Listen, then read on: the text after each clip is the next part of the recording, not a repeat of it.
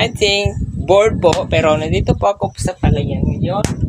Ay init po ngayon, kaya naghugas muna ako ng damit. Pero may pakita akong progress sa inyo na medyo liit pa, pero ito ang body. O, di ba?